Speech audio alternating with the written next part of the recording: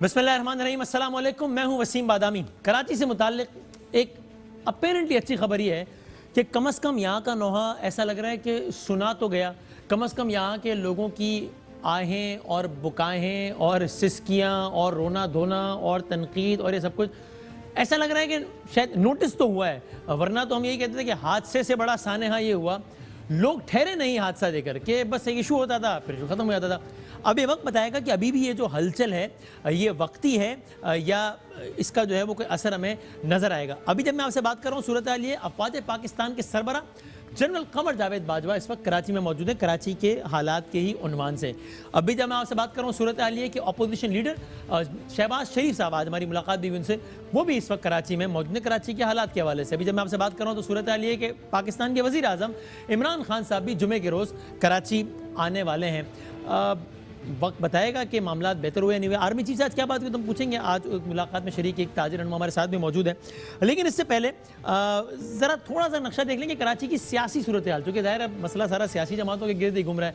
हमारे आज के प्रोग्राम में तहरीक इंसाफ से एक फेडरल मिनिस्टर और पाकिस्तान पीपल्स पार्टी के वज़ीर आला सिंध से करीब एक सीनियर रहनुमा मौजूद होंगे। तो उससे पहले थोड़ा सा आप देख लेंगे कराची की सूरत हाल क्या है पिछले 3 इलेक्शन में क्विकली, 2008 का इलेक्शन, 13 और 18, ताकि पता चले कराची कब कब किस किस के हाथ में कितना रहा है। 2008 से शुरू कर लेते हैं। 2008 में कराची की क्या सूरत हाल थी? 20 नशिस्तें थी कौमी असम्बली की, नेशनल असम्बली की, और 42 थी सूबाई असम्बली की। तो इसमें से MQM ने कितनी ली? 2008 की बात हो रही है। 20 में से 17 नेशनल असम्बली की सीट्स MQM के पास थी, 42 में से 34 सूबाई असम्बली की सीट्स MQM के पास थी। सबसे बड़ी पार्टी बड़ा क्लियर मेजोरिटी के साथ। पीपल्स पार्टी का क्या सूरत हाल थी? 3 नेशनल असम्बली के 20 में से और 6 सूबाई असम्बली के 42 में से। PTI का नामो निशान नहीं, PMLN का नामो निशान नहीं। 2008 2013 पर आते हैं। अगेन 20 सीटें थी नेशनल असेंबली की, 42 थी सूबाई असेंबली की। तो MQM की कितनी थी? 17। 20 में से 17 नशिस्तें अकेले MQM के पास थी। 42 में से 33 प्रोविंशियल असेंबली की सीट्स अकेले MQM के पास थी। पीपल्स पार्टी के पास 20 में से 1 सीट और 42 सूबाई असेंबली में से 4 सीट्स। तहरीक इंसाफ की एंट्री हुई, तहरीक इंसाफ के पास 1 सीट आई पहली मरतबा और सूबाई असेंबली की 3 सीट्स आई पाकिस्तान तहरीक इंसाफ के बाद। अब आप आइए 2018 के इलेक्शन में देखिए कि किस ड्रामाई अंदाज से सब कुछ बदल गया। कराची की पाकिस्तान की तारीख में पहली मरतबा हुआ MQM को अपने क़याम से लेकर अब तक सबसे कम सीटें मिली 2018 के इलेक्शन में। तहरीक इंसाफ को अपने क़याम से लेकर अब तक सबसे ज़्यादा सीटें मिली कराची के अब तक 2018 के इलेक्शन में। तारीख में पहली मरतबा हुआ, हालिया तारीख में तो यकीनन पहली मरतबा हुआ कि कोई ऐसी पार्टी कराची की सबसे बड़ी पार्टी बन गई जो विफाक की भी सबसे बड़ी पार्टी थी, यानी कि तहरीक इंसाफ। तो अब 21 सीटें थी नेशनल असेंबली की और 44 थी सूबाई असेंबली की। तो PTI सबसे बड़ी पार्टी बन गई जिसके पास 21 में से 14 नशिस्तें आ गई। 14 नशिस्तें थी पाकिस्तान तहरीक इंसाफ की, अगर हम दिखा सकें। और 44 सूबाई असेंबली में से पाकिस्तान तहरीक इंसाफ के पास 22 नशिस्तें थी। अब अगर MQM की तरफ आ जाए तो MQM के पास 21 में से सिर्फ 4 नशिस्तें थी और 44 में से सिर्फ 12 नशिस्तें थी। तहरीक पीपल्स पार्टी के पास 21 कौमी असेंबली में से 3 और सूबाई असेंबली की जो 44 नशिस्तें उनमें से 7 सीट थी। ये थी कराची की सूरत हाल और ये है कराची की सूरत हाल। आर्मी चीफ आए हुए हैं, शहबाज शरीफ साहब आए हुए हैं, इमरान खान साहब आने वाले हैं, वादे हो रहे हैं, दावे हो रहे हैं। कुछ होगा या नहीं होगा ये ज़रा जानने की कोशिश करते हैं। इस दुआ के साथ आगाज़ करते हैं कि कुछ हो जाए। मैं हमेशा कहता हूँ इस शहर की पहचान सड़क, गाड़ी, ट्रांसपोर्ट, अच्छा माहौल, दरख्त, अल्लाह करे ये बन जाए। ऐसा कोई गुनाह तो नहीं कि शहर वालों ने शहर में पैदा होकर शहर में रह के। इस शहर की पहचान सिर्फ बोरी, पत्ता, बसों में लटकते हुए लोग, धुआं, बारूद, गोली, ये ना हो। कोई ऐसा गुनाह किया नहीं है शहर के लोगों ने, ये डिजर्व नहीं करते। पाकिस्तान का सबसे बड़ा शहर है, दुनिया के कई ममालिक से बड़ा है, दुनिया का 7वां बड़ा शहर है, पाकिस्तान का सबसे ज़्यादा टैक्स देने वाला शहर है। मेहमानों आज हमारे साथ सूबाई हुकूमत से मौजूद हैं, यानी कि पाकिस्तान पीपल्स पार्टी के स्पोक्समैन है सिंध गवर्नमेंट के, यानी बहुत रेलिवेंट है इस हवाले से। जनाब है मुर्तज़ा वहाब साहब, फेडरल मिनिस्टर हैं, पाकिस्तान तहरीक इंसाफ से ताल्लुक, federal minister for water resources, और ऑफ कोर्स कराची से इनका ताल्लुक है। आज शहबाज शरीफ साहब आए हुए थे कराची, शहबाज शरीफ साहब को उन्होंने शिकस्त दी अपने हल्के से। जनाब फैसल वावड़ा साहब मौजूद हैं और सिराज कासिम तिली साहब ने चूँकि मुलाकात की है आर्मी चीफ साहब से, उस ग्रुप में जो मौजूद था आज बिजनेसमैन को, सिराज कासिम तिली साहब भी मौजूद थे। मैं तीनों का बहुत बहुत शुक्रिया अदा करता हूँ। मैं बाकी 2 मेहमानों की इजाज़त से ज़रा मुर्तज़ा वहाब साहब अगर आपसे स्टार्ट कर सकूँ। सर पहले तो बताइएगा, अब ये तो वक्त बताएगा कि कुछ होता है या नहीं होता, लेकिन ये पीपल्स पार्टी के लिए एक बहुत अफसोस की बात नहीं है कि आप इस सूबे के सबसे रेलिवेंट, सबसे बड़े स्टेक होल्डर हैं, अब मुसलसल आपकी हुकूमत रही है, कुछ ज़माना ऐसा था जब वफाक में भी आप और सूबे में भी आप, लेकिन इसके बावजूद भी ट्रांसपोर्ट का मसला हो तो उस वक्त की वफाकी हुकूमत कहे चलो जी हम ग्रीन लैंड का कुछ करते हैं, उसके बावजूद भी अमन व अमान का मसला हो तो उस वक्त की वफाकी हुकूमत, उस वक्त की फौजी क़यादत से बैठे फिर एक ऑपरेशन हो जिसके नतीजे में अमन आए, और आज बारिश का मसला हो तो भी इस वक्त की वफाकी हुकूमत इस वक्त के आर्मी चीफ के साथ लेके बैठे कि चलो यार अब हल करते हैं मसला। यानी आप से इनिशिएट नहीं हो पाया, मसला हल करना दूर की बात है।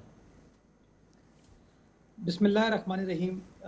वसीम, मैं हमेशा सच्चाई से काम लेता हूँ और जहाँ पर हम अपनी गलती है, अपनी कोताही है, उसका एतराफ़ भी करता हूँ। ठीक है। ट्रांसपोर्ट एक ऐसा इशू है जिसमें मैं बरमला पहली बार नहीं कई बार इस बात का एतराफ़ कर चुका हूँ कि शायद वो हमारी प्रॉपर प्रायोरिटी नहीं थी, हम उसको कभी सही तरीके से एड्रेस नहीं कर पाए, ठीक और है। जिस तरीके से ट्रांसपोर्ट पर काम करना चाहिए था उस तरीके से शायद सिंध हुकूमत ने काम नहीं किया। इस गलती का मैं बरमला एतराफ़ करता हूँ ओके। कि हमसे ये गलती हुई है, बट देर आए दुरुस्त आए। इस मामले को रिजॉल्व करने के लिए वर्ल्ड बैंक फंडेड और एशियन डेवलपमेंट बैंक फंडेड हमारे कुछ कॉरिडोर्स हैं जिसके ऊपर तमाम जो अप्रूवल के मराहिल हैं वो हो चुके हैं, और होपफुली दिसंबर 2020 में उसकी ग्राउंड ब्रेकिंग सेरेमनी कर ली जाएगी। बट इससे ये मैं अपनी उस गलती से, अपनी हुकूमत की गलती से बरी ज़मान नहीं हो सकता। मैं इस बात का एतराफ़ करता हूँ। ये भी देख लें मुर्तज़ा, आप कोई नई गलती तो नहीं कर रहे हैं, चूंकि ये आपका जो जुमला है ये उस फहरिस्त में एक इजाफा है जो कि 20-25 बयानात आप लोग दे चुके हैं कि 2017 अप्रैल तक आ जाएगी, 2018 तक आ जाएगी, 2022 आ जाए, ये उसमें एक इजाफा ना हो जाए, ये हो जाएगा ना जो आप कह रहे हैं, ऐसा ही होगा ना? देखिए वसीम साहब, 2-4 रोज, हफ्ता, 10 दिन नहीं वो तो जाहिर सी बहुत अंडरस्टैंडेबल है। ठीक। जी जी जी। देखिए मैं जो मेरे पास इत्तलात हैं उसके ऊपर मैं कंफर्टेबली ये बात कह सकता हूँ कि दिसंबर 2020 में जनवरी 2021 तक ये प्रोजेक्ट इनिशिएट हो जाएंगे, ग्राउंड ब्रेकिंग सेरेमनी इनकी कर ली जाएंगी, जितने अप्रूवल्स थे वो तमाम अप्रूवल्स हो चुके हैं। इंशाल्लाह। तो इसका मैं इस तनकीद का मैं एतराफ़ करता हूँ। अब आते हैं लॉ एंड ऑर्डर सिचुएशन के ऊपर। जब आप कहते हैं ना कि ये फेडरल गवर्नमेंट ने कर लिया, ये अफवाज ने कर लिया, इस पे मैं थोड़ा सा आपसे इख्तलाफ करूँगा। अच्छा। आपको याद होगा कि दहशतगर्दी पाकिस्तान का मसला था, सिर्फ कराची शहर का मसला नहीं था, और इसके अंदर जो एक टर्निंग पॉइंट आया, मैंने भी कराची ऑपरेशन के तनाज़ुर में बात की है। अगर मैं सिर्फ कंप्लीट करूं, जी जी। जो टर्निंग पॉइंट आया मैं समझता हूँ इस तमाम प्रोसेस में, वो आया आर्मी पब्लिक स्कूल पेशावर का इंसिडेंट। वो टर्निंग पॉइंट था मैं समझता हूँ पाकिस्तान की वॉर अगेंस्ट टेरर में, जब पूरी कौम मुत्तहिद हो गई दहशतगर्दी के खिलाफ, और तब नेशनल एक्शन प्लान को कंसीव किया गया और कराची टारगेटेड ऑपरेशन भी स्टार्ट हुआ। वो जो नेशनल एक्शन प्लान बना, आपको याद होगा, आईनी तरमीम की गई थी उसके लिए, और उस आईनी तरमीम में नून लीग ने अकेले नहीं की थी। उस वक्त की नून लीग की हुकूमत हो, पाकिस्तान पीपल्स पार्टी के वहां पे अरकान हो, पीटीआई के अरकान हो, तमाम जो पॉलिटिकल स्टेक होल्डर्स थे तमाम के तमाम सेम पेज पे थे। उसके बाद कराची का टारगेट ऑपरेशन स्टार्ट हुआ, और आप सब इस बात को जानते हैं कि उस टारगेट ऑपरेशन को सिंध हुकूमत लीड कर रही थी, हमारे वजीर आला लीड कर रहे थे। तो जहां अपनी खराब कारकर्दगी, अपनी गलतियां, उसको तस्लीम करता हूं, एट द सेम टाइम जहां पे हमारी जो काविश रही है, जो हमारी परफॉर्मेंस रही है, जिसका क्रेडिट हमें मिलना चाहिए, मैं समझता हूं उसका मुर्तज़ा वो तो अभी भी अगर बारिशों के हवाले से कोई काम होगा तो लीड वजीर आला सिंध करेंगे ना, उन्हीं को करना चाहिए इसलिए कि आपकी हुकूमत है, लेकिन इनिशिएटिव लेने की बात होती है ना। आपने बाद में जब सारे स्टेक होल्डर्स आ गए तो आप भी आ गए। 2008 से 13 तक आपकी हुकूमत विफाक में भी रही, सूबे में भी रही। कराची में टारगेट किलिंग का ग्राफ ये ऊपर गया हर हवाले से, शिया किलिंग्स भी हुई, एथनिक किलिंग्स भी हुई, भत्ता भी चला। फिर 13 में जब विफाकी हुकूमत किसी और की थी, तब उस वक्त की आर्मी थी, उस वक्त की विफाक में बैठी, फिर ऑपरेशन हुआ जिसमें फिर आपने भी साथ दिया, फिर क्लीन अप हुआ। आपके दौर में नहीं हो सका ये। आप नंबर्स देख लें 2008 से 13 के किलिंग्स के, और 2008 से पहले के भी देख लें और 2013 के बाद के भी देख लें, आपका दौर यूं स्टैंड आउट करता है लॉ एंड ऑर्डर के हवाले से। ये किलिंग्स का ग्राफ ऊपर गया। चले वसीम बादामी, आपको याद होगा 2007 12 मई को भी कराची शहर में बड़ी किलिंग्स हुई। जी बिल्कुल, वो एक इंसिडेंट हुआ और बदनुमा धब्बा है, उसमें 50 अफराद मरे, और लेकिन उसके बाद 100 इंसिडेंट और हुए। मैं आपको चैलेंज करो, आप पूरे नंबर्स देख लें आप। वसीम मेरी बात सुनिए ना, मुझे सिर्फ गिला इस बात का होता है, और बड़े एहतराम के साथ मैं गिला करूंगा कि जब कोई अच्छी चीज होती है तो उसका क्रेडिट सारी दुनिया को चले जाता है, सिंध हुकूमत को नहीं जाता। जो बुरी चीज होती है उसका डिस्क्रेडिट। कोरोना के हवाले से आप लोग एक्टिव थे, हमने गालियां सुनी पीटीआई वालों की, लेकिन आपको अप्रिशिएट किया कि जबरदस्त काम कर रहे हैं मुराद अली जाल, जो अच्छी है उसको करेंगे। मैं वसीम आपका शुक्रगुजार हूँ, लेकिन मैं समझता हूँ हम सबको हकीकत पसंद बात करनी चाहिए ना। अगर मेरे अंदर इतनी इखलाकी जुर्रत है कि मैं नेशनल टेलीविजन पर बैठ के इस बात का एतराफ़ कर रहा हूँ कि ट्रांसपोर्ट सेक्टर में हमसे गलती हुई है, तो कम से कम मुझे इतनी तो स्पेस देना कि जहां क्रेडिट मेरी हुकूमत का बनता है, मेरी लेकिन सियासी लॉ एंड जमात ऑर्डर के का हवाले बनता से है। आज का मौजूद नहीं है, लेकिन लॉ एंड ऑर्डर के हवाले से मैं आपसे कह रहा हूं, नंबर्स देखें आप, 2008 से पहले के भी नंबर्स देखें, 2013 के बाद के भी देखें। आपके 5 सालों में सबसे ज्यादा बंदा मरा है कराची में, सबसे ज्यादा मोबाइल छीना है कराची में। आप नहीं तो चैलेंज कर रहा हूं बड़े एहतराम के साथ। Shahzeb law and order provincial subject है। 2013 के हाँ, बाद अगर वसीम लॉ एंड ऑर्डर की सिचुएशन में बेहतरी आई तो वो कामयाबी मेरी है ना, मेरी हुकूमत की है, उसका क्रेडिट फिर किसी और को ना दें। अगर आप 2008 से 13 का डिस्क्रेडिट मुझे देते हैं तो 2013 से 20 की लॉ एंड ऑर्डर सिचुएशन का क्रेडिट तो मुझे कम से कम देना कि कम से कम मैंने उस चीज को लीड किया। मैं सिर्फ ये गुजारिश कर रहा हूं आपसे। माजरत चले, ठीक है, अब ठीक है, उसमें बात ठीक है, आपका पॉइंट भी आ गया, ठीक है, लेट्स सी। अब फैसल वाडा साहब, आर्मी चीफ अब आप मैं आए हैं, इंफ्रास्ट्रक्चर पे आ जाऊं वसीम, पहले मैं अपनी बात करूं फिर क्विक वसीम एक भाई कमेंट कर लें, फिर वाडा अपनी साहब की तरफ जाऊं। जी क्विक कर लें। जी जी जी बिल्कुल। मैं सिर्फ गुजारिश ये कर रहा हूँ कि देखिए, कराची पाकिस्तान का 70% रेवेन्यू जनरेट करता है। बिल्कुल। कराची पाकिस्तान का इंडस्ट्रियल कमर्शियल कैपिटल है। कराची के मसाइल जो कि पिछले 30-40 साल में एम्पलीफाई हुए हैं, जी वो कोई मकामी हुकूमत, कोई सूबाई हुकूमत अकेले नहीं कर सकती। ठीक है। इसके लिए तमाम हुकूमतों को मिलकर काम करने की जरूरत है। और अनफॉर्चुनेटली माजी में ये हुआ कि फेडरल पीएचडीपी को अगर आप उठा के देखते हैं तो कराची को नजरअंदाज किया गया।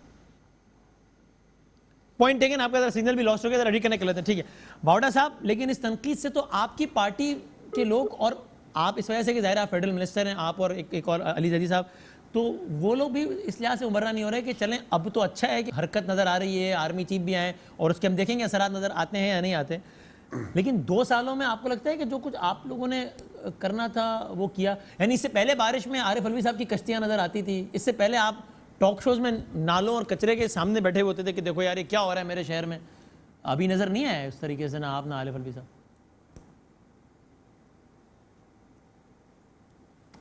बावड़ा साहब हैं हमारे साथ? बावड़ा साहब को आवाज आ रही मेरी? जी जी बदावी साहब, आपको मेरी आवाज़ आ रही? जी बिल्कुल आ रही। जी सर, आपने सवाल अगर सुना मैं मेरा तो। अब बहुत शुक्रिया बदामी साहब। सबसे पहले तो बदामी साहब ये कि आप लोग जो है ना वो बिला वजह पीपल्स पार्टी पे तनकीद कर रहे हैं और आप लोगों का एक बायस है जो आप पीपल्स पार्टी के साथ कर रहे हैं। आपने कहा कि उन्होंने रोज़गार नहीं दिया पीपल्स पार्टी ने।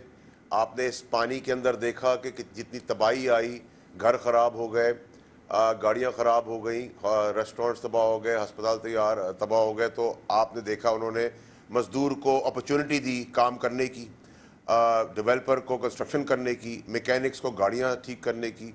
फिर आपने इल्ज़ाम लगाया पीपल्स पार्टी पे कि वो बिजली नहीं देते इस शहर को। उन्होंने आपको पोल पे करंट ला के दिखाए, लोग चिपक गए, मोटरसाइकिलें चिपक गई। फिर आपने इल्ज़ाम लगाया पीपल्स पार्टी के ऊपर वो पानी नहीं देते। उन्होंने इतना पानी बहाया कि साफ़ और नाले का पानी एक साथ हो गया, उसमें सड़कें और ज़मीनें भी डूब गई।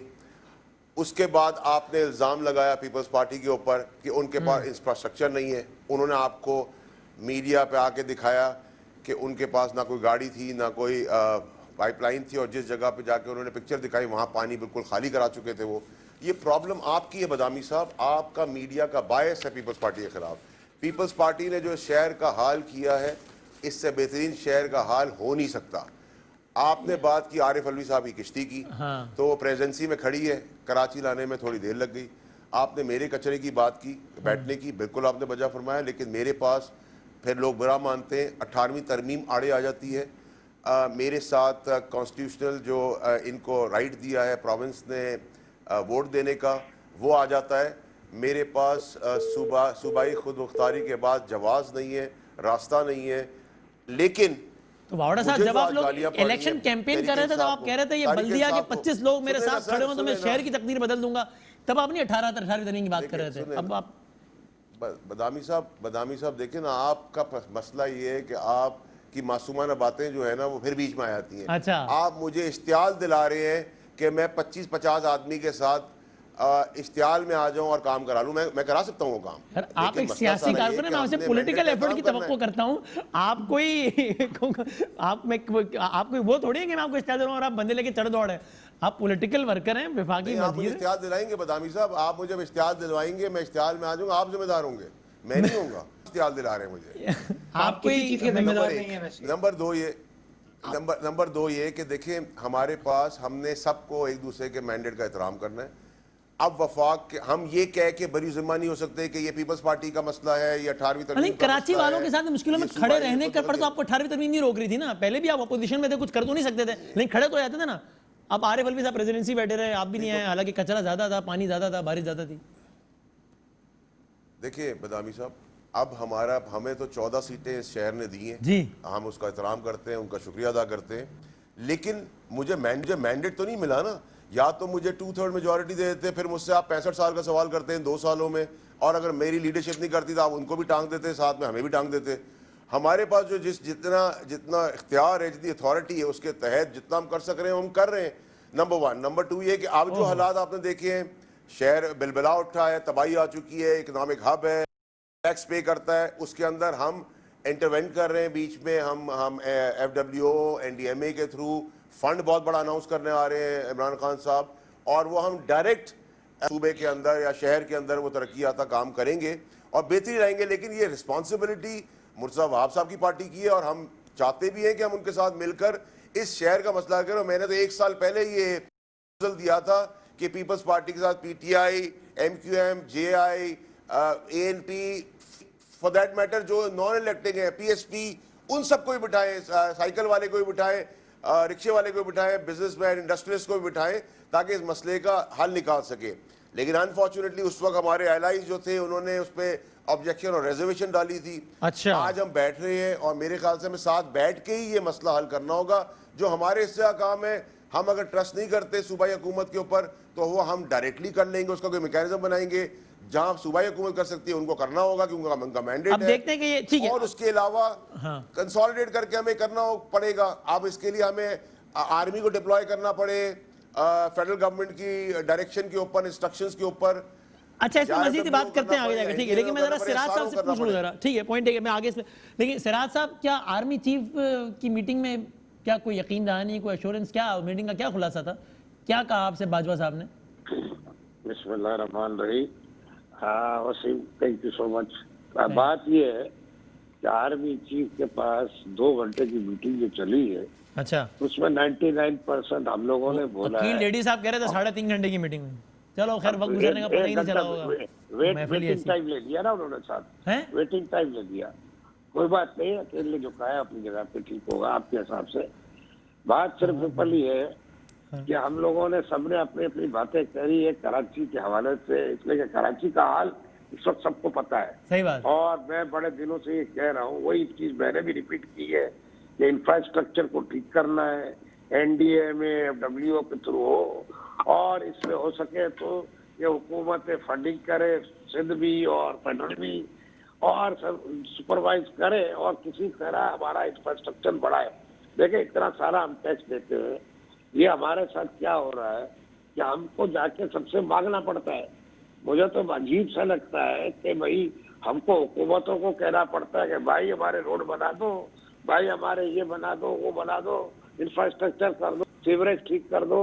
इंडस्ट्रियल जोन में तो आप जाए, आप साइट इंडस्ट्रियल जोन में आ जाए, आपको मैं दिखाता हूँ, मेरे साथ गाड़ी में बैठ जाए। अगर मेन रोड को छोड़ के कोई ऐसा रोड मिल जाए जिसपे आपकी जीप भी चल सके तो मुझे बोलना। ये सारी बातें हमने। हाँ सिराज भाई, मैं खुद रोजाना ऑफिस आता हूँ तो मुझे पता है क्या हाल है, मुझे अंदाजा है। सही बात। अच्छा, तो ये तो आप लोगों ने कहा, उन्होंने क्या कहा? मैं कह रहा हूँ ना, मैं हाँ। उसमें भी आ रहा हूँ। अच्छा अच्छा, उनको जब हमने ये चीजें सारी बताई, हाँ। उनका कहना यह था कि फेडरल हुकूमत और प्रोविंशियल हुकूमत से हम बातचीत कर रहे हैं, और अच्छा। वो दोनों हुकूमतों में कमेटी जो बनी हुई है उसके थ्रू इंशाल्लाह ये काम होगा। और पॉइंट सिर्फ क्या है, उन लोगों का भाई हम as a army we are ready to support. हमारे कॉन्स्टिट्यूशनल रोल यही है कि हुकूमत हमें कहे कि ये काम आप कर दो या ये काम में हमारा साथ दो, हम बिल्कुल देंगे। हमारा पूरा प्रोग्राम है। इमरान खान परसों आ रहे, वो एक पैकेज के साथ आ रहे, एक प्रोग्राम के साथ आ रहे। उस प्रोग्राम में सिंध हुकूमत को भी शामिल करेंगे। अच्छा। और आपका ये काम हम करवाने की पूरी कोशिश करेंगे। अब जाहिर है वो हमको ये तो नहीं कहेगा कि कल मैं खुद जाके करना शुरू कर दूंगा। हाँ। ये पॉलिटिकल जमाना है, हुकूमत है, कॉन्स्टिट्यूशन है। ऐसा उन्होंने कुछ कहा कि कराची को 3 साल में मुकम्मल तब्दील कर दिया जाएगा?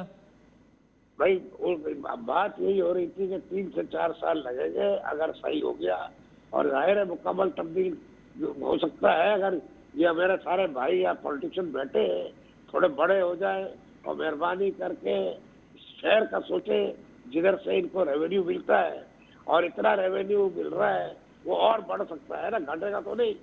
अगर इस हालत में हम रेवेन्यू देते हैं तो और बढ़ेगा और फायदा होगा मुल्क का। ये पॉलिटिक्स जरूर करे, हमारे शहर के कामों के ऊपर ना करे, काम अपना कर दे, वहाँ की जो जरूरत है वो पूरी करे। आपको इत्मीनान हुआ है, चूंकि आप तो बड़ी शिकायत कर रहे थे ना पिछले दिन, इत्मीनान हुआ है आज की मीटिंग से कुछ? भाई मुझे ये इत्मीनान है कि आप सारे कराची का रुख कर रहे हैं, सारे बैठेंगे मिलके और इंशाल्लाह ताला अल्लाह ने चाहा और अल्लाह ने इनको जरा हिम्मत दी सबको कि अच्छी बात सोचे तो वो हो जाएगा। अच्छा, अल्लाह करे। ठीक है, मैं एक ब्रेक ले लूँ, फिर इसके बाद ये इसी मौजू में इसे आगे बढ़ाते हैं ब्रेक के बाद।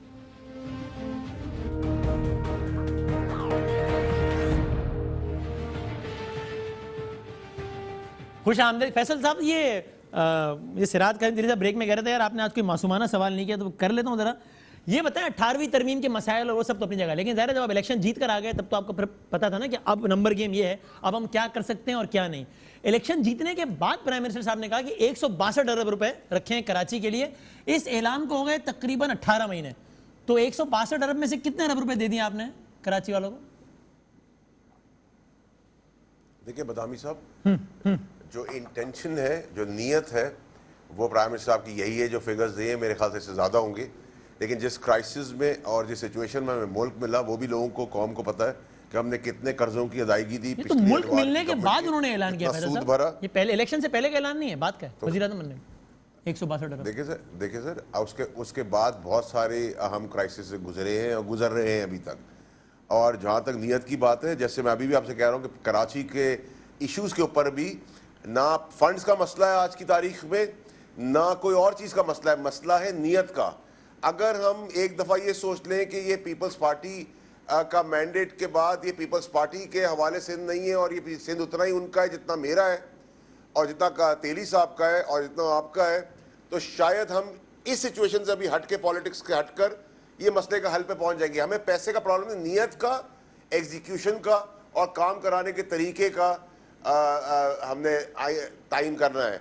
अदरवाइज हमारे पास अगर आप कहें कि 14 ट्रिलियन 10 साल में खर्च हुए कराची के ऊपर, तो आपके पास क्या कराची में डिफरेंस आया? कराची में पीपल्स पार्टी का टाइम था, 12 साल एब्सोल्यूट पावर पीपल्स पार्टी के पास, पहले अल्ताफ हुसैन की इसमें डायरेक्ट इन्वॉल्वमेंट थी कराची की। करेगा आप कह रहे थे सीटों की गिनती गिन रहे थे, तो आप नियत भी चाहिए और पैसे भी चाहिए ना, सिर्फ अच्छी नियत से भी काम नहीं चलेगा, सिर्फ पैसों से भी काम नहीं चलेगा। तो लेकिन फिगर है आपके पास कि वो 162 अरब में से कितने अरब दिए हैं? फैसल साहब को बता दें। नहीं, मेरे पास वो फिगर नहीं है, अंदाजन कोई राउंड ऑफ अंदाजन उसकी नहीं, मेरा नहीं ख्याल कि कोई डिसबर्समेंट उस अकाउंट में कोई एज सच हुई है। डेवलपमेंट फंड के अंदर पैसा हुआ है, लेकिन उसके अंदर उसकी मद में कितना है, I don't want to be wrong.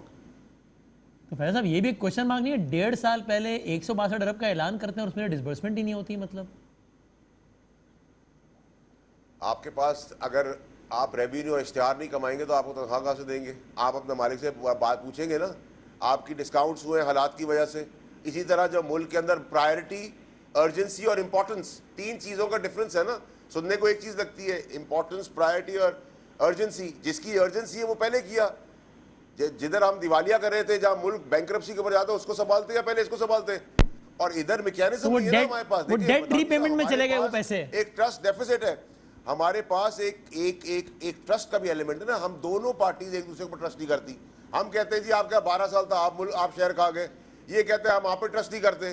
तो वो ट्रस्ट का भी मैकेनिज्म नहीं है, पैसे देने का भी मैकेनिज्म नहीं है, काम कराने का भी मैकेनिज्म नहीं। फेडरल गवर्नमेंट सिर्फ पैसे देने के लिए नहीं बैठी हुई। अभी भी जो वालों का जो आज भी जो थोड़ा बहुत बेहतरी शहर में, ठीक है फैसल जी, ठीक है, आपका पॉइंट आ गया। सर आपका माइक भी प्रॉब्लम कर रहा है, थोड़ा उसको भी ठीक कर लेते हैं। आपका पॉइंट आ गया, ठीक है। लेकिन अब ये मुर्तज़ा साहब, ऐसे क्या डिसबर्समेंट उसमें से हुई है, अगर आप वो नंबर बता सके तो। और दूसरा, इस स्पिरिट को आप अप्रिशिएट करते हैं कि भाई वो ये नहीं कह रहे फैसल ऑर्डर साहब, जिस तरह पीटीआई की सिंध की क़यादत से हमें आवाज़ आती है कि कुछ नहीं होगा, गवर्नर राज लगाओ, या इनके अपने दोस्त भी कहते हैं, फेडरल मिनिस्टर्स भी, यार फाइनेंशियल इमरजेंसी लगा दो, ये कर दो। वो कह रहे नहीं भाई, पीपल्स पार्टी को मिलाओ, साथ मिला के चलो, गुड स्पिरिट। वसीम साहब, आपने सवाल पूछा ना कि कितने पैसे फेडरल हाँ, गवर्नमेंट 162 अरब में से। हैं उस ऐलान के बाद हाँ, जीरो, एक रुपया भी नहीं है। एक रुपया भी नहीं। और उसकी मैं वजह बताता हूँ। ये जो क्लेम करते हैं कि हमने फला प्रोजेक्ट इनॉग्रेट कर लिया, फला कर लिया, ये सारे के सारे माजी की हुकूमतों के प्रोजेक्ट्स थे। तो जब से खान साहब की हुकूमत आई है, कराची के अंदर कोई नया प्रोजेक्ट पीएचडीपी में रिफ्लेक्ट नहीं हुआ। फैसल वाडा साहब ने बिल्कुल सही फरमाया कि नीयत का फुकदान है। और मैं समझता हूँ ये जो वो एलिमेंट आपके बारे में कह रहे थे भाई। किसी की भी, मैं कहता हूँ किसी को भी कर लें थे आप, प्रॉब्लम नीयत है। कि देखें, आप ऐलान कर देते हैं, ऐलान करके लोग खुश हो जाते हैं, बड़ी बड़ी बातें होती हैं, मुबारकबाद वसूल करते हैं, लेकिन ऐलानात की तकमील नहीं होती है। और जब ऐलानात की तकमील नहीं होती है तो सिराज कासिम तेली साहब नाराज होते हैं, कराची वाला नाराज होता है। इसलिए मैं समझता हूँ हमको पॉलिटिकल जिंगुइज्म से निकल के, पॉलिटिकल रेट्रिक से निकल के, कराची के जो मारूजी हालात हैं उनको मद्देनजर रखते हुए कराची को जो इंफ्रास्ट्रक्चर इंप्रूवमेंट के लिए इन्वेस्टमेंट जरूरत है, वो प्राइम मिनिस्टर साहब, फेडरल गवर्नमेंट, चीफ मिनिस्टर साहब, प्रोविंशियल गवर्नमेंट मिलकर बैठे मामले को रिजॉल्व करें। तो मुर्तजा साहब, ये बात बड़ी काबिल अभी मजम्मत है। अगर वजीर आजम साहब ने ये ऐलान किया और उतने पैसे नहीं थे, बड़ी काबिल मजम्मत है बात। लेकिन ये बात भी बहुत काबिल अफसोस है ना कि पिछले 12 सालों में, आप मुझे बताएं, मेरे पास मुझे एग्जैक्ट नंबर याद नहीं है, हालांकि मेरे जहन में था कि कितने हजार अरब सिर्फ तरक्याती बजट की मद में इस सूबे में डिसबर्स हुआ। इस सूबे को देख के लगता है कितने हजार अरब रुपया लगा है इस सूबे पे यार, या इस शहर पे। आप बताएं कितने हजार अरब। थोड़ा सा आपको, अच्छा, जब फैशन भाई टाइप लोग टीवी पर आके कहते हैं ना इतने पैसे एनएफसी की मद में ट्रांसफर हो गए, ये इनको पता होना चाहिए कि जब सरकार आप चलाते हैं ना तो सिर्फ डेवलपमेंट बजट नहीं होता है, नॉन डेवलपमेंट बजट भी होता है। हाँ, लेकिन मैं तो आपसे इस वक्त पूछ रहा हूँ कि पिछले 12 सालों में डेवलपमेंट बजट की मद में कितने हजार अरब रुपए थे या कितने अरब रुपए थे सिंध में। देखिए इस वक्त, इस माली साल में सिंध का जो एनुअल डेवलपमेंट पोर्टफोलियो है वो गालिबन 130 अरब रुपए का है। उस 130 अरब रुपए में गालिबन फिगर शायद ऊपर नीचे हो सकता है, अप्रोक्सीमेटली 50 अरब रुपए कराची के लिए एलोकेट किए गए हैं। अगर मैं ये कहूं कि आपके 10 सालों में 8 से 18 तक 1000 अरब रुपया से ज्यादा सिर्फ डेवलपमेंट बजट की मद में सिंध में मुख्तस हुआ है और दिया गया है, तो ये गलत है। 1000 अरब खर्च हुआ होगा बिल्कुल। अब इस सूबे को देख के लगता है कि इसमें 1000 अरब रुपया खाली डेवलपमेंट बजट की मद में लगा है, 1000 अरब रुपया। आप वसीम ऐसा करें, आप मेरे साथ चलिए, मैं आपको बताता हूँ कि क्या क्या काम हुए। मैं आपको छोटी मोटी मिसालें देता हूँ, चलें। जब हमने एनआईसीबीडी को टेक ओवर किया तो एनआईसीबीडी को कुल पैसे वफाकी हुकूमत से 70 करोड़ रुपए मिलते थे। आज एनआईसीबीडी को 15 अरब रुपए मिल रहे हैं। अब इसमें आपको सड़क बनते हुए नजर नहीं आएगी, पुल बनते हुए नजर नहीं आएगा। ये वो काम है जो साइलेंटली हो रहा है। जब हमने गवर्नमेंट टेक ओवर की, किडनी लिवर ट्रांसप्लांट का कोई इदारा सूबा सिंध के अंदर नहीं था। आज government institute of medical science है जिसको सालाना 6 अरब रुपए सिंध हुकूमत देती है। SIUT को सिंध हुकूमत 6.25 अरब रुपए देती है। 3.5 अरब रुपए, 3 अरब रुपए इंडस अस्पताल को हम देते हैं। कराची के अंदर इंफ्रास्ट्रक्चर को इंप्रूव करने के लिए पिछले 4 सालों में मुराद अली शाह साहब के दौर में तकरीबन 30 अरब रुपए खर्च हुए हैं। प्रोजेक्ट में आपको गिनवा सकता हूं जिसके अंदर कराची के अंदर डेवलपमेंट हुई है, बेहतरी आई है। मैं सिराज कासिम तेली साहब की बात से इत्तफाक करूंगा कि साइड का इंडस्ट्रियल एरिया तबाहाली का शिकार है, उसको इंप्रूव करने की जरूरत है। लेकिन सिराज भाई, काटी के अंदर इसी सिंध हुकूमत ने काम कराया है और आप बिजनेसमैनों के थ्रू कराया है, काटी की एसोसिएशन के थ्रू कराया है।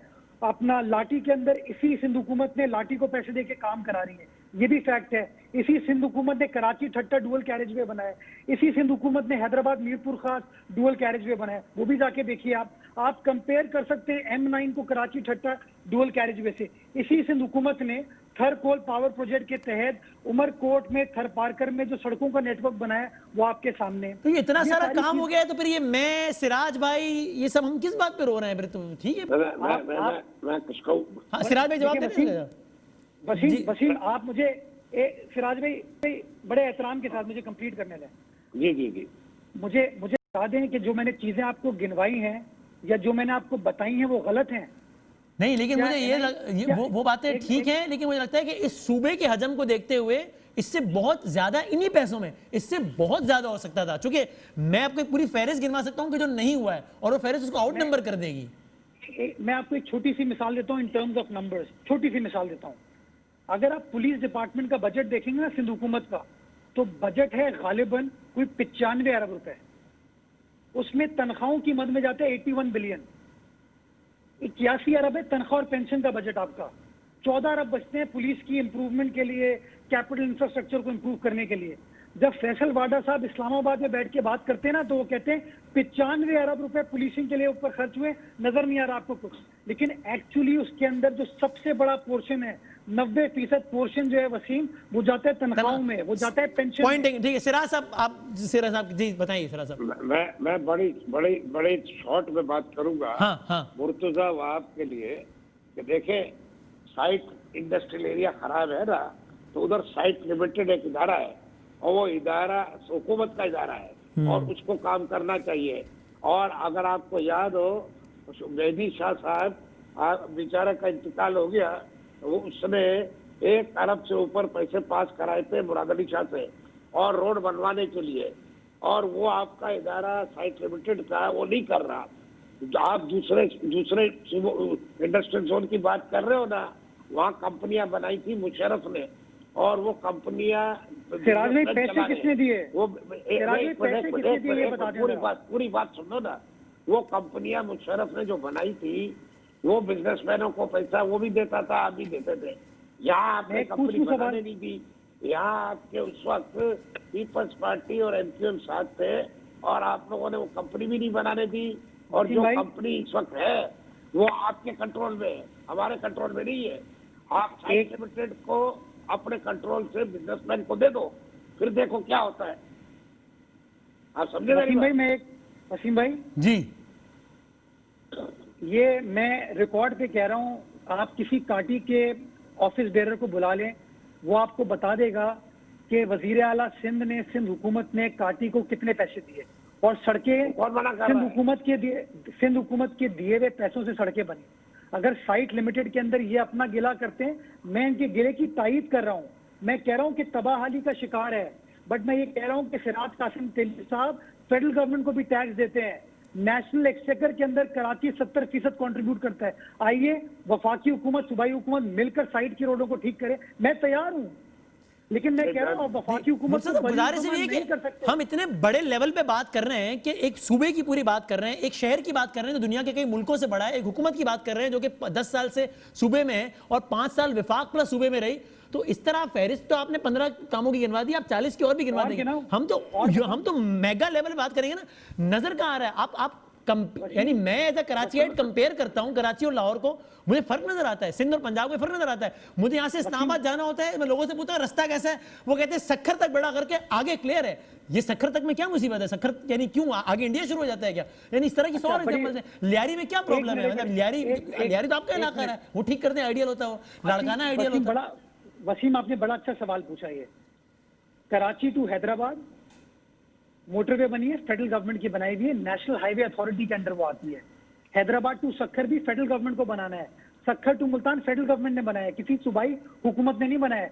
अपना मुल्तान टू लाहौर जो है, या लाहौर टू इस्लामाबाद जो है, वो भी फेडरल गवर्नमेंट ने बनाया है। तो मैं तो गिला कर रहा हूँ कि मेरे सूबे के अंदर फेडरल गवर्नमेंट ने, तो 2008 से 13 तक आपकी फेडरल गवर्नमेंट थी ना। वो भाई मैंने काम नहीं किया, तो आप मुझे बताइए कि बाद वाले काम नहीं करेंगे क्या? ये क्या बात हुई वसीम? लेकिन आपसे तो मैं यही पूछूंगा ना, 10 बस्ता के क्यों काम नहीं किया? कर लेते तो थोड़ा अच्छा हो जाता है यार। जो मैं आपको काम गिनवा रहा था ना वसीम, अनफॉर्चुनेटली होता ये, अब ये स्ट्रेटेजी पर डिपेंड करता है ना। जैसे शहबाज शरीफ साहब की स्ट्रेटेजी थी कि उनको डेवलपमेंट ओरिएंटेड काम करना था, उनको सड़क बनानी थी, मोटरवे बनानी थी। पीपल्स पार्टी ने सोशल सेक्टर में खर्च किया, पीपल्स पार्टी ने हेल्थ सेक्टर में खर्च किया। आज आप कहते हैं कि आपको कराची में या सूबे सिंध में वो सड़कें नजर नहीं आती। मैं आज आपको ये कहता हूं कि पाकिस्तान भर से हार्ट पेशेंट कराची आके इलाज कराता है एनआईसीवीडी में। मैं आपको कहता हूं पाकिस्तान भर से पेशेंट जो है वो गंबट जाता है अपना इलाज लिवर ट्रांसप्लांट कराने के लिए, किडनी ट्रांसप्लांट कराने के लिए, कोर्निया ट्रांसप्लांट कराने के लिए। मैं आपको ये कहता हूं कि SIUT लोग आ रहे हैं, कौन फंड कर रहे हैं? सिंध गवर्नमेंट कर रही है। NICVD itself is a good project, मैंने खुद देखा है, अच्छा है वो जो अच्छी होता है। लेकिन मेरा ख्याल अभी भी बतौर मजमूई सेहत के शोबे में बहुत सारा और काम होता है। हाँ, एनआईसीवीडी एक अच्छी मिसाल, लेकिन यार हम मैक्रो लेवल बात करें, लेकिन ठीक है वो एक से, लेकिन अब प्रायोरिटी की बात है ना। देखिए वसीम तरजीहात, प्रायोरिटी की बात है। अच्छा तरजीहात, अगर मैं जो काम कर रहा हूँ गंबट में, वो आपको कराची में नजर नहीं आएगा। जो मैंने NICVD मिट्टी में बनाया आपको नजर नहीं आएगा। जो थरपारकर के अंदर सिंध हुकूमत ने एयरपोर्ट बनाया है वो आपको नजर नहीं आएगा। बावड़ा साहब चले वो बहुत सारी चीजें कह रहे हैं। ठीक, अब बावड़ा साहब हल की तरफ आते हैं। आपको ये लगता है कि अब ये जो एफर्ट्स हो रही हैं, कल प्राइम मिनिस्टर आ रहे हैं, परसों प्राइम मिनिस्टर आ रहे हैं जुमे को, आर्मी चीफ आज बैठे हैं, इससे पहले जो मीटिंग हुई उसमें भी हम सब जानते हैं दायरे के रियासती इदारों का भी इसमें सारा सिलसिला था, बेहतर होगा कुछ या बस ये गुफ्तन नशिस्तन बर्खास्तन है मौड़ा साहब? गुफ्तन नशिस्तन बर्खास्तन जो आपने कहा ना करें। समअप कर दे, क्योंकि फिर से नीयत जो है ना वो आप कभी भी नजर नहीं आ रही है।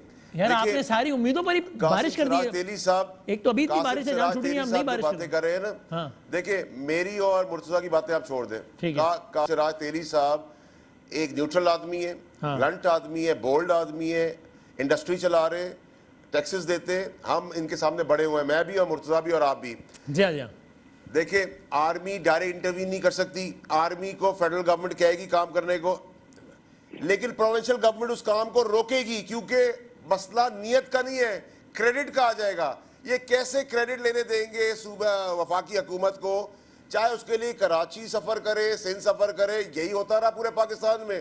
Let's be honest and fair ना। हम तो कहते हैं, मुर्तजा साहब ने अभी सारी बातें ब्लेम किए फेडरल गवर्नमेंट को।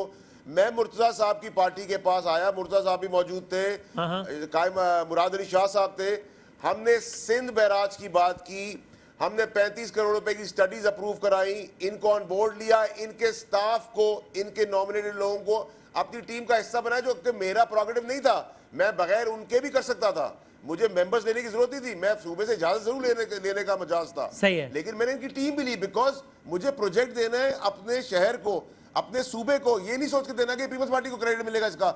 मैं सारे लॉन्ग टर्म प्रोजेक्ट जो आज कर रहा हूं, मैं भी बिल्कुल जाल बचा दूं शहबाज शरीफ साहब की तरह, कल मुझे सारे वोट देंगे, 2/3 मेजोरिटी जाके दे देंगे।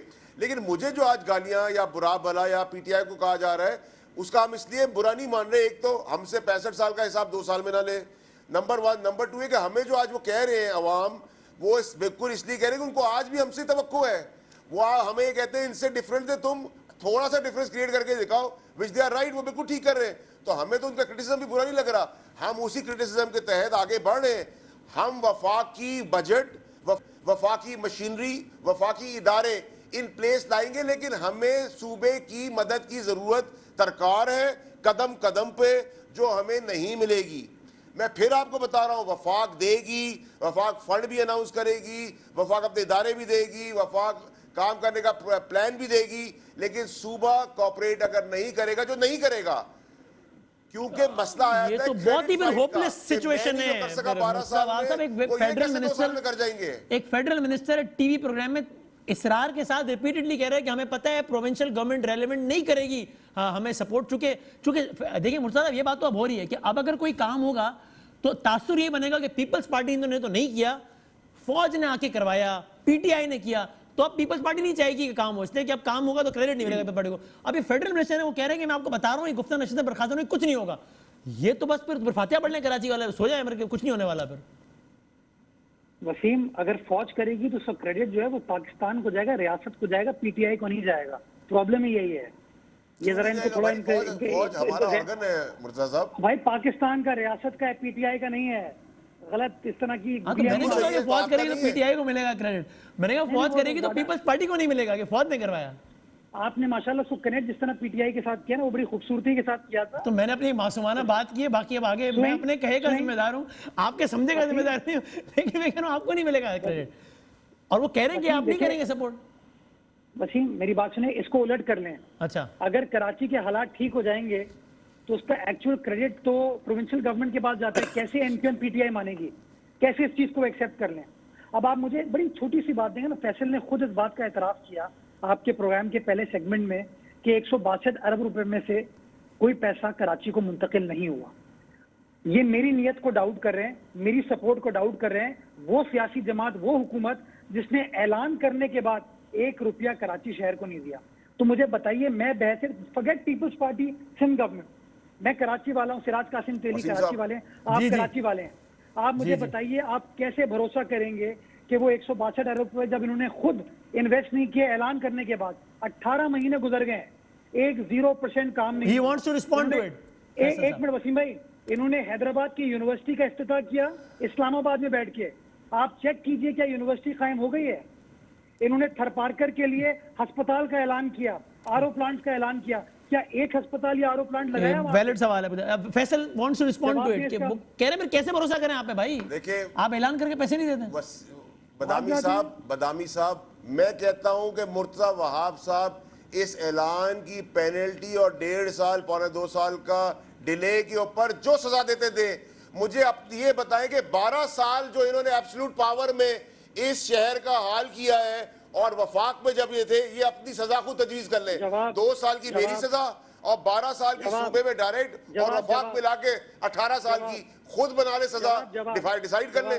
मैं तो 2 साल का ब्लेमनेंट हूं ना, 12 साल और 5 साल का वफाक का देते हिसाब किताब। अब सिराज भाई भी कुछ कहना चाह रहे हो?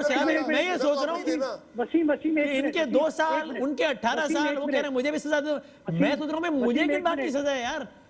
वसीम जी एक जुमला कह रहे हैं मैं सिराज में, क्योंकि वो सिराज साहब वो कह रहे हैं ना कि आप इनके सामने बड़े हुए, मुझे लग रहा है हमारे बच्चे ही बड़े हो जाएंगे और हम, मेरा बच्चा भी यही प्रोग्राम कर रहा होगा, देख रहा होगा कि यार कराची का मसला उसने कुछ नहीं किया, उसने कुछ नहीं किया। एक जुमला सिर्फ सिराज भाई अगर इजाजत दे दें। हाँ जी जी जी जी मैं तो हिसाब सिराज में आ रहा हूँ, 1 सेकंड में आ रहा हूँ। जी जी जी मुर्तजा कंप्लीट कर लो भाई। सिर्फ मैं नहीं, पाकिस्तान की 22 करोड़ हिसाब दे रही है इस वक्त आवाम। जो पीटीआई ने पिछले 2 सालों में इस मुल्क के साथ किया है ना, पूरी कौम हिसाब दे रही है इस वक्त, जो इन्होंने बेड़ा गर्क किया है। मुझे सिराज भाई आप बताएं भाई। आप ज्यादा पीछे जाने की जरूरत नहीं है। अपने किए हुए वादों को पूरा नहीं करते हैं, उसका इल्जाम नवाज शरीफ पे ना डालें, जरदारी साहब पे ना डालें। जो इमरान खान साहब ने खुद वादा किया है, कराची में खड़ो के वादा किया है, आप वो वादा पूरा नहीं करते, फिर कहते हैं कि इसका इल्जाम पीपल्स पार्टी पे जाता है, नून लीग पे जाता है। अगर वादे पूरा नहीं कर सकते तो वादे करो नहीं। बता दें अब सिराज भाई, ये बदामी साहब आप ना मुर्तजा वहाब साहब का ना spokesperson to Peoples Party, spokesperson Noon League, दोनों लिखा करें। नहीं वो पीपल्स पार्टी है ना, पार्टी एक दूसरे के लिए बात करती है। मैं ये पूछना चाहता हूँ, वो मियां नवाज शरीफ को डिफेंड कर रहे हैं। नहीं वो जरदारी आप किसी और के तर्जुमान है फैसल, आप किसी और के तर्जुमान है। फिर मेरी बात सुनो भाई। सर आप नाम मैं लेते ये हैं, कह रहा हूँ तर्जुमान हूं। मुर्तजा वहाब साहब, आपसे साइट मेरा नाम ना ही ला, मैं समझ गया। लिमिटेड को चेंज करके हमारे हवाले कर दो और हमें भी कुछ पैसे दे दो। हम साइट इंडस्ट्रियल जोन बना लें और यहाँ आप आके बना दो। हमें और कुछ नहीं चाहिए। हमारा शहर ठीक कर दो और हमारा साइट बना दो। आपको पता है साइट सिराज तेली साहब आपके लिए एक प्रपोजल दे तो लाइटर नोट के ऊपर मेरे साथ चलो चक्कर लगाने के तेली लिए। साहब सिराज भाई मैं आपकी बात से इत्तेफाक करता हूँ। We will work with you, don't rely on PTI. ये आएंगे चले जाएंगे, कोई फर्क नहीं पड़ेगा। ये आते हैं चंदा लेते हैं, वोट लेके चले जाते हैं। हम आपके साथ खड़े हैं और आपकी जो प्रॉब्लम है मैं समझता हूँ, साइड का इशू है, मैं आपके साथ खड़ा हूँ। इस मामले को रिजॉल्व कराएंगे, but don't expect anything from PTI. ये आते हैं रमजान में चंदा लेते हैं, चले जाते हैं, इलेक्शन में वोट लेके चले जाते हैं। कितना चंदा लिया इन्होंने आप लोगों से? ये बहुत तेली साहब ही हंस पड़े, तेली साहब ही हंस पड़े। मैं तो कुछ कहूंगा नहीं, तेली साहब हंस पड़े। तेली साहब हंस रहे, रो रहे हैं एक्चुअली दिल में। आप लोगों का हाल देखिए यार। लेकिन मैं, ये कौन रो रही है? सिराज भाई मसला हल होगा जी बिल्कुल, या बस ये ऐसे ही चलता रहेगा? मैं ये देख रहा हूँ ना कि इनको आपस में थोड़ा सा बड़े होने दो, दरगुजर करने दो तो काम हो जाएगा। मगर इस वक्त तो ये दोनों मासूमाना बातें कर रहे हैं। तो अब इन दोनों को आपस में बिठाने के लिए कोई आया है? अभी बैठ जाएंगे और करना पड़ेगा ऐसा कुछ। अब बैठेंगे? आप बोले तो बैठ जाएंगे, ऐसी क्या बात है भाई। इस बहाने से अगर हमारा शहर का काम होगा, I am ready to do anything. I agree with you Siraj भाई, I agree with you, that's my spirit. तो कराची के मसाइल हल करने के लिए सबको बैठना होगा। तो बावड़ा साहब ठीक अपना किरदार अदा। अब इसको कंक्लूड करते हैं हम आखिरी 2 मिनट में। अब आप बताएं ना, ये जो ट्रस्ट डेफिसिट है जिसका आपने खुलकर इजहार किया है, और अच्छी बात है अगर है तो फिर इजहार करना भी चाहिए भाई, ताकि लोग किसी और इंप्रेशन में ना रहें। इसको खत्म कैसे करेंगे? आप खुल के कह रहे हैं भाई हमें इनकी नीयत पे शक है, आप खुल के कह रहे हैं यार ये क्रेडिट लेने के चक्कर में हमारा काम रुकवाएंगे। ये आपकी अच्छी बात है, मैं कह रहा हूं कि आप खुल के कह रहे हैं, बिकॉज बाकी सारे भी आपके बैठे हुए लोग और आपके इत्तेहादी ऑफ द रिकॉर्ड में यही कहते हैं। तो फिर ये कैसे खत्म होगा ट्रस्ट डेफिसिट? काम कैसे होगा शहर में? ये ट्रस्ट डेफिसिट कैसे खत्म होगा फैसल भाई? देखिए बदामी साहब, वो जो मासूमाना सवाल के पीछे आप जो मुझसे जवाब लेना चाह रहे हैं ना, उस जवाब को आप मेरे ख्याल से 8-10 हफ्ते के लिए डेफर कर दें। अच्छा। और सिराज तेली साहब की तरफ देख लें, उनकी मुस्कुराहट के ऊपर आपको खुद मिल जाएगा जवाब। अच्छा मैं गौर से देख रहा हूँ, वैसे बहुत मानी खेज मुस्कुराहट है, लेकिन क्या 8-10 हफ्ते में क्या होना, क्या मतलब? पता नहीं, मुझे भी मतलब समझ नहीं आया। मैं 8-10 हफ्ते का कह रहा हूँ, डेफर कर दो। यार देख लें, आपने पहले भी हामिद मीर साहब के प्रोग्राम में कहा था कि पता नहीं 3-4 महीनों में ये नौकरियां, ये वो सारा कुछ हो जाएगा, टीवी चैनल लोग हायर करेंगे, फायर हो गए लोग, तनख्वाहें बढ़ाएंगे, कम हो गई तनख्वाहें हमारी। आपने कहा था मेरी तिक्का बोटी कर देना वरना। यार तो बदामी साहब, मेरे मुंह से गलत बयानी अच्छा, हम भरोसा भी कर बैठे तुसी मरवा देते हैं। करप्ट तो नहीं निकले, बेईमान तो नहीं निकले, स्कैंडल तो नहीं निकले गवर्नमेंट के मेरे। आपने 8-10 हफ्ते में यकीन करने का कहा तो मैंने कहा फिर मैं गलती, मोमिन एक सुराख से बार बार नहीं डसा जाता मैं, इसलिए मैं कह रहा हूँ यकीन कर लूँ या क्या करें। बदामी साहब, जिन्होंने 35 साल गलतियां की उनको आप बिठा रहे, उन साहब इतने प्यार प्यार से सवाल ही पूछ यार आप। अच्छा, आपको मेरी स्टेटमेंट पकड़ रहे हैं सर, जिससे आपसे जिस मोहब्बत से बात कर रहा हूं आपको नजर नहीं आ रहा। आप रिपीट में देखिए, मेरा प्राइम मिनिस्टर पापड़ वाला निकल आए, वो भाग जाए तो मुझसे आपने सवाल करना है यार। कराची वाला ही है, गलत जगह पे अगर है तो कोई बात नहीं, गाय तो कराची वाला ना, इस तरह ना करो, कराची वाला है, इससे भी कुछ काम करा लो। नहीं, 8-10 हफ्ते। ऑन दैट नोट मैं खत्म करता हूं। ये आज हो गई है 2 सितंबर, 10 हफ्ते नहीं, इसको करते हैं 12 हफ्ते, यानी कि 3 महीने। अल्लाह करे कि कुछ चीजों में बेहतरी हो इंशाल्लाह। तीनों मेहमानों का बहुत शुक्रिया। ब्रेक के बाद